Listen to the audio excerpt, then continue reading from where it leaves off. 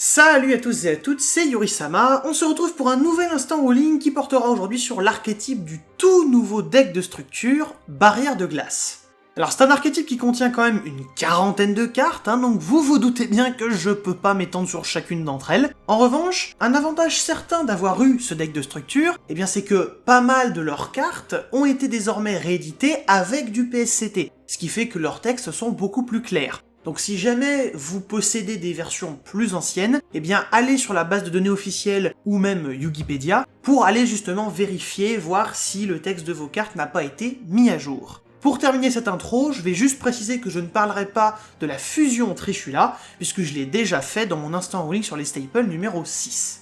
Et puisque je devine que vous êtes venus pour ça, on va commencer directement par leur monstre synchro. Tout d'abord, Deloren, qui lui a reçu d'ailleurs, à l'occasion de ce deck de structure, un errata, en plus d'une version PSCT de son texte. Son errata consiste à appliquer un Hard Once per turn sur son effet, rien de plus, mais par contre, vu qu'on a du PSCT, il est maintenant clair que son effet cible des cartes autres que lui-même. Et il peut d'ailleurs cibler des cartes de l'extra deck, ou même des jetons. En revanche, il ne gagnera de boost d'attaque que pour les cartes qui reviendront effectivement bien dans la main. Ah, et aussi, puisqu'il dit « renvoyez-les et pas renvoyez-les toutes », ça veut dire qu'on renvoie autant de cibles que possible à la résolution, même si certaines ont disparu.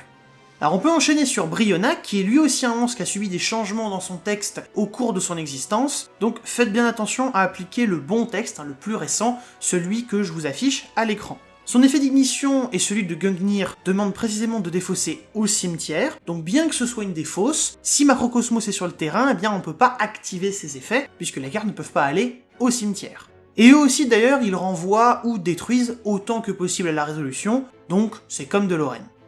Et maintenant, voyons la star de l'archétype, le monstre le plus connu, Trishula, l'original pour le moment.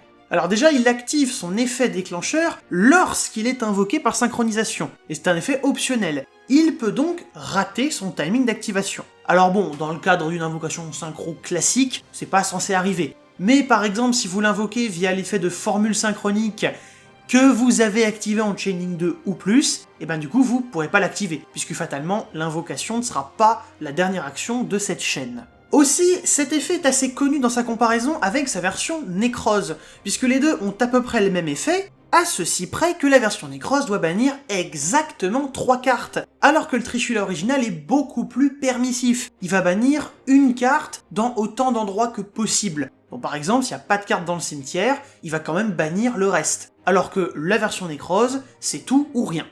Et enfin du coup, pour finir sur leur extra deck, voyons le nouveau Trishula, le dragon 0.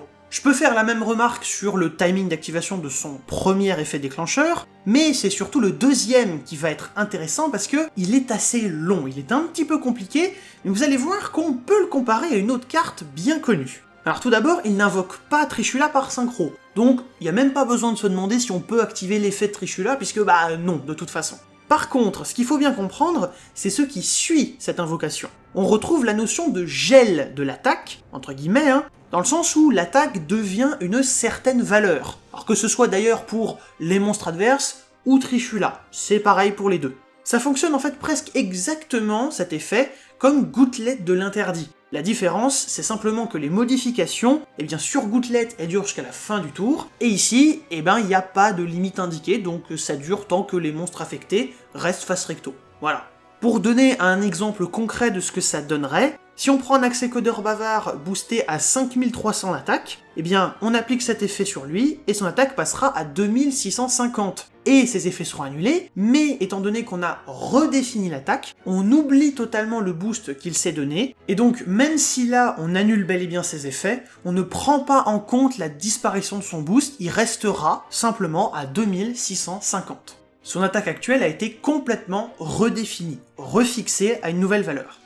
Bien, maintenant on peut passer au main deck, et pour les monstres, j'ai fait une sélection assez stricte, parce que finalement beaucoup d'entre eux sont assez simples, surtout parce qu'ils viennent d'un temps où les monstres, ils avaient beaucoup moins d'effets. On va ceci dit commencer par les plus récents, avec tout d'abord Wayne. On a un ruling qui nous explique comment son premier effet fonctionne contre les pendules et les monstres pièges. Je vous l'affiche là maintenant, et donc ça nous dit que les monstres pièges seront bannis sous cet effet, tous, que ce soit ceux qui sont toujours traités comme des pièges ou ceux qui ne sont plus traités comme des pièges, alors que, par contre, aucune carte pendule ne sera bannie par cet effet, même si elle quitte le terrain depuis une zone pendule ou une zone magie et piège. Bon, ça demande une petite gymnastique au cerveau pour pas se tromper, mais bon.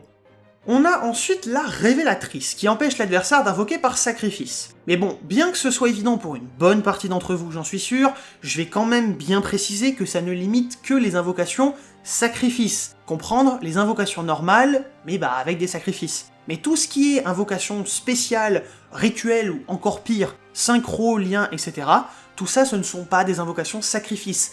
Après, ce qui intrigue pas mal, c'est son dernier effet, pour la bannir à la place d'une défausse ou d'un envoi de la main au cimetière, qui sert à payer un coût d'activation. Peut-on l'appliquer si on n'a aucune carte en main? Eh bien oui. Par exemple, si vous avez l'effet du stratège et que vous n'avez aucune main, eh bien vous pouvez tout à fait activer cet effet et la bannir pour payer le coût. Vous pouvez même activer un effet comme celui de Brionac, qui peut envoyer plusieurs cartes, et la bannir au même moment pour compter comme une de ces cartes. Je voudrais ensuite enchaîner avec la Communicatrice, dont le premier effet empêche uniquement le changement manuel des positions de combat des monstres adverses qui sont en défense. C'est considéré comme affectant ces monstres, donc si jamais il y en a un qui n'est pas affecté par les effets de monstres, il pourra changer sa position de combat sans problème. Mais, vous l'avez bien entendu, j'ai insisté sur l'aspect manuel, parce que tout effet de ce genre ne bloque que le changement manuel, et pas le changement par des effets de cartes. Le changement manuel, c'est uniquement celui qui nous est octroyé par les mécaniques de jeu en main phase, c'est pas du tout ceux réalisés par d'autres effets de cartes.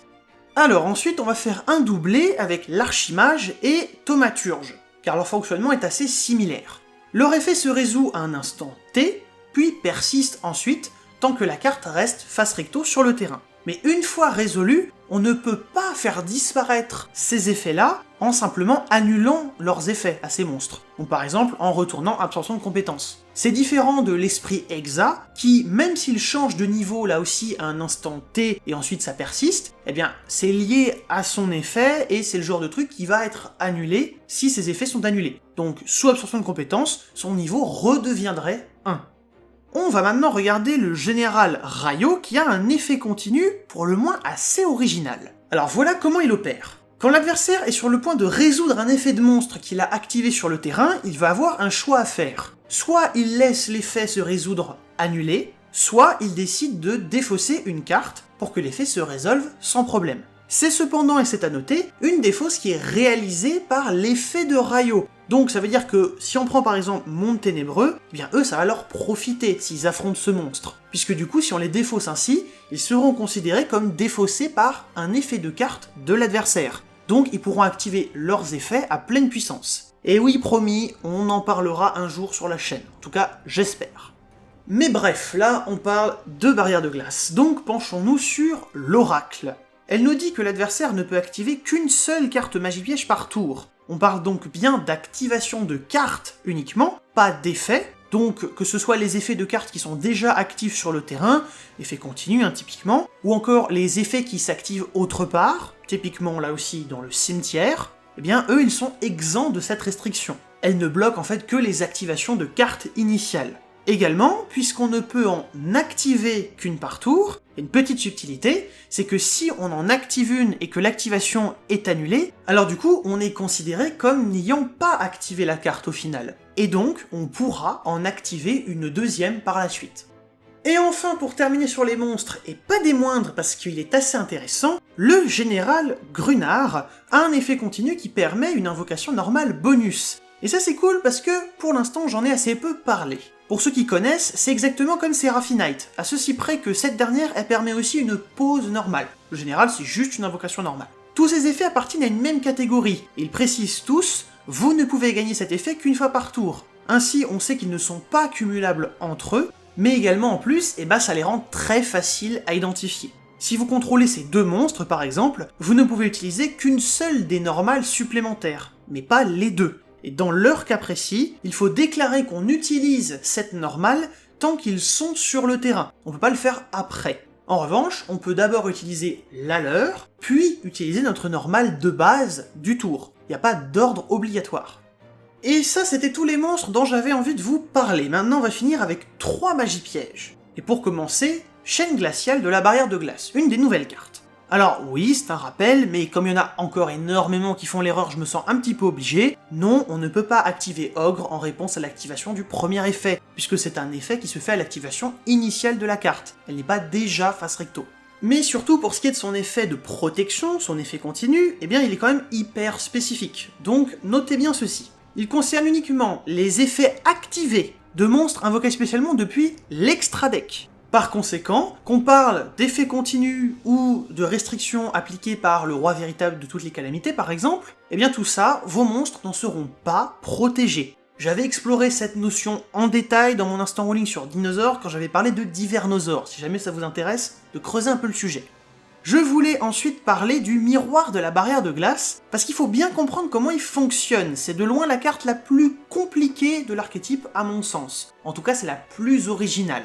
Tout d'abord, si vous en activez plusieurs dans un même tour, eh bien les effets ne se cumuleront pas. Vous pourrez pas genre bannir 4 cartes à chaque fois. D'ailleurs, la seule activation, c'est celle initiale du miroir. Après ça, le bannissement en lui-même ne crée pas de nouveau chaining à chaque fois. On l'applique tout simplement. En revanche, il peut être intéressant de noter que Beauté Fantôme peut être activé en réponse à l'activation initiale du miroir, pour l'annuler. Ça, c'est légal. Le bannissement, donc, s'applique au moment où vos cartes sont bannies, et on va regarder chaque vague de bannissement, si je puis dire. Alors ce que j'entends par là, c'est que si 2 cartes sont bannies en même temps, par Sorcier du Crépuscule par exemple, là vous allez appliquer l'effet du miroir une fois, puisqu'elles ont été bannies en même temps. Ce serait différent si par exemple on avait 2 éthers qui sont invoqués spécialement en même temps, et qui du coup vont activer leur effet déclencheur dans la même chaîne, en Chaining 1 et 2. Là on va avoir une carte bannie en Chaining 2 et une carte bannie en Chaining 1. On a donc ici une carte après l'autre, par opposition au sorcier qui lui bannit 2 en même temps. Et dernière chose sur le miroir avant de passer à la toute dernière carte, si jamais on a l'effet d'un monstre qui détruit une carte, et que cette carte est alors bannie à cause de la présence de Macrocosmos, eh bien on ne considérera pas que c'est l'effet du monstre qui a banni la carte. Donc on n'appliquera pas le bannissement du miroir à ce moment-là. Et enfin, donc, terminons rapidement avec leur seul et unique piège, Terreur de Trishula. Son effet compte le nombre de synchros de noms différents que vous contrôlez au moment de sa résolution, et non pas à l'activation. Et on applique les effets les uns après les autres, ils sont donc en séquence. Et ce que je dois préciser, c'est que si jamais il y a un des effets au milieu qui n'est pas applicable, parce qu'il n'y a rien à bannir à l'endroit où il est censé bannir, ça n'est pas un problème, on continue la liste. On n'est pas subitement arrêté. Voilà qui met fin à cette vidéo, j'espère que si vous avez acheté le deck, ça vous a bien aidé. Si c'est le cas, n'hésitez pas à liker, partager et surtout commenter si vous avez des questions. Il y a pas mal de cartes dont je n'ai pas parlé, donc vous pourrez utiliser les commentaires pour justement demander des rulings additionnels. Encore merci à tous ceux qui me soutiennent et qui m'aident dans l'écriture de mes scripts, et moi je vous donne rendez-vous pour de prochaines vidéos. Salut les gens!